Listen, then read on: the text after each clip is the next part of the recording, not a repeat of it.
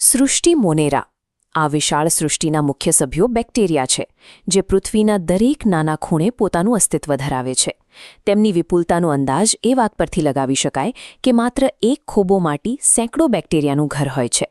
આ સૂક્ષ્મજીવો ગરમ પાણીના ઝરા, રણ, બરફ અને ઊંડા મહાસાગરો જેવા વિપરીત નિવાસસ્થાનોમાં પણ વસવાટ કરે છે, જ્યાં અન્ય સજીવો માટે જીવન જીવવું લગભગ અશક્ય છે.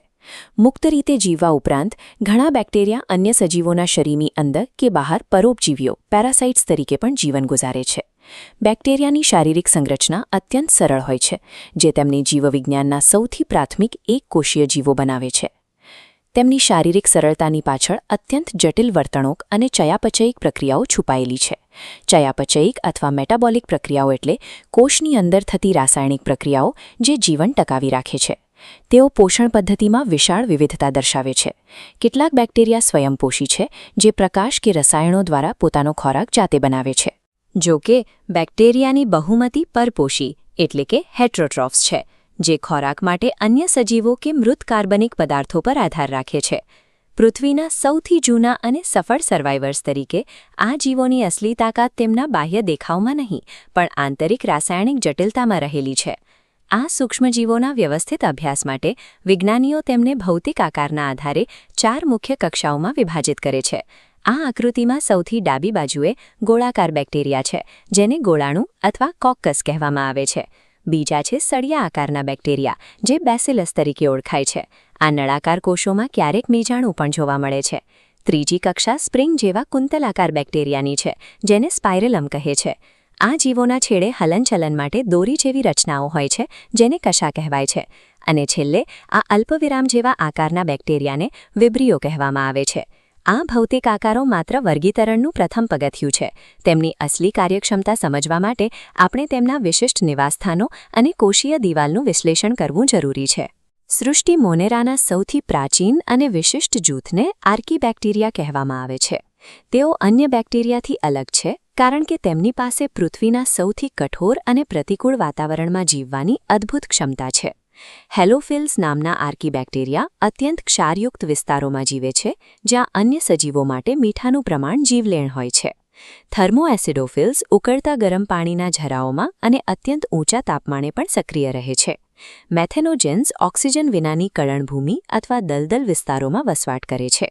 મેથેનોજેન્સ ગાય જેવા ચરતા પ્રાણીઓની પાચન નળીમાં હાજર હોય છે. તેમના છાણમાંથી જે મિથેન ઉત્પન્ન થાય છે, તે આ બેક્ટેરિયાની પ્રક્રિયાનું પરિણામ છે. આર્કીબેક્ટેરિયા સાબિત કરે છે કે અત્યંત ગરમી કે ક્ષાર જેવા જીવલેણ વાતાવરણમાં પણ જીવવિજ્ઞાન પોતાની રીતે રસ્તો શોધી શકે છે. સૃષ્ટિ મોનેરાના બીજા મોટા જૂથને યુબેક્ટેરિયા અથવા સત્ય બેક્ટેરિયા કહેવામાં આવે છે, જે હજારોની સંખ્યામાં પૃથ્વી પર ફેલાયેલા છે. તેમની મુખ્ય ઓળખ તેમની સખત, રિજિડ કોષ દિવાલ છે, અને જો તેઓ હલનચલન કરતા હોય તો તેઓ કશા ફ્લેજેલમ ધરાવે છે. યુબેક્ટેરિયાનું એક મહત્વનું પેટાજૂથ સાયાનોબેક્ટેરિયા છે, જેમને નીલહરિત લીલ પણ કહેવાય છે. તેઓ લીલી વનસ્પતિઓ જેવું જ હરિતદ્રવ્ય ક્લોરોફિલ એ ધરાવે છે, જે તેમને પ્રકાશ સંશ્લેષણ દ્વારા ખોરાક બનાવવાની ક્ષમતા આપે છે. આ બેક્ટેરિયા એકકોષીય અથવા તંતુમય હોય છે અને ઘણીવાર પ્રદૂષિત પાણીની સપાટી પર જથ્થા બ્લૂમ સ્વરૂપે જોવા મળે છે. નોસ્ટોક જેવા સાયનોબેક્ટેરિયામાં અભિકોષ હેટેરોસિસ્ટ નામના વિશિષ્ટ કોષો હોય છે, જે વાતાવરણમાંથી નાઇટ્રોજન ખેંચીને તેનું સ્થાપન કરે છે.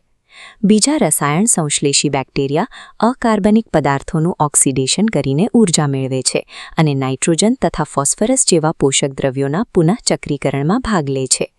બીજી તરફ પરપોષી હેટેરોટ્રોફિક બેક્ટેરિયા કુદરતમાં સૌથી વધુ સંખ્યામાં છે અને તેઓ મુખ્યત્વે વિઘટકો ડીકમ્પોઝર્સ તરીકે કામ કરે છે. તેઓ માનવ જીવનમાં અત્યંત ઉપયોગી છે, જેમ કે દૂધમાંથી દહીં બનાવવામાં કે રોગ સામે લડવા માટે એન્ટીબાયોટિક્સના ઉત્પાદનમાં તેમનો ઉપયોગ થાય છે. જો કે બધા બેક્ટેરિયા મિત્રો નથી. કેટલાક હાનિકારક રોગકારકો છે, જે મનુષ્ય અને પાકને ગંભીર નુકસાન પહોંચાડે છે. કોલેરા, ટાઇફોઇડ અને ધનુર જેવા રોગો આ બેક્ટેરિયાના ચેપનું પરિણામ છે. બેક્ટેરિયા મુખ્યત્વે ભાજન દ્વારા પ્રજનન કરે છે, જ્યાં એક કોષ વિભાજિત થઈને 2 નવા કોષો બનાવે છે. જ્યારે પર્યાવરણ પ્રતિકૂળ બને છે, ત્યારે તેઓ પોતાનું રક્ષણ કરવા માટે બીજાણુઓ ઉત્પન્ન કરે છે. ક્યારેક તેઓ એક બેક્ટેરિયામાંથી બીજામાં ડીએનએની આપ-લે કરીને લિંગી પ્રજનન પણ કરે છે. યુ બેક્ટેરિયા પૃથ્વીની ઇકોસિસ્ટમના અદૃશ્ય એન્જિન છે, જે જીવન ટકાવી રાખવા માટે જરૂરી પોષક તત્વો પૂરા પાડે છે. સૃષ્ટિ મોનેરામાં માઇકોપ્લાઝમા એક એવો જીવ છે જે બેક્ટેરિયાની સામાન્ય વ્યાખ્યાથી અલગ પડે છે. તેમની સૌથી મોટી વિશેષતા એ છે કે તેમની પાસે કોઈપણ પ્રકારની કોષ દિવાલ હોતી નથી. કોષ દિવાલ ન હોવાને કારણે તેઓ સતત પોતાનો ભૌતિક આકાર બદલી શકે છે, જેમને વિજ્ઞાનમાં પ્લિયોમોર્ફિક કહેવામાં આવે છે. તેઓ પૃથ્વી પરના સૌથી નાના જીવંત કોષો છે, જેનું કદ માત્ર 0.1 થી 0.3 માઇક્રોમીટર હોય છે, એટલા નાના કે તેઓ બેક્ટેરિયલ ફિલ્ટરમાંથી પણ પસાર થઈ શકે છે. આશ્ચર્યની વાત એ છે કે માઇકોપ્લાઝમા ઓક્સિજન વગરની સ્થિતિમાં પણ જીવંત રહી શકે છે. તેઓ મનુષ્યમાં ન્યુમોનિયા અને વનસ્પતિઓમાં છોડનો વિકાસ અટકાવતા રોગો માટે જવાબદાર છે. તબીબી વિજ્ઞાન માટે માઇકોપ્લાઝમાની સારવાર કરવી એક મોટો પડકાર છે. સામાન્ય રીતે પેનિસિલિન જેવી એન્ટીબાયોટિક્સ બેક્ટેરિયાની કોષ દિવાલ પર હુમલો કરીને તેમને નષ્ટ કરે છે, પરંતુ માઇકોપ્લાઝમા પાસે કોષ દિવાલ જ નથી, તેથી આ દવાઓ તેમના પર કોઈ અસર કરતી નથી. આ જ કારણ છે કે સામાન્ય એન્ટીબાયોટિક્સ સામે તેઓ કુદરતી રીતે જ રક્ષણ ધરાવે છે. માઇકોપ્લાઝમા દર્શાવે છે કે ઉત્ક્રાંતિમાં અસ્તિત્વ ટકાવી રાખવા માટે હંમેશા સખત કવચની જરૂર હોતી નથી.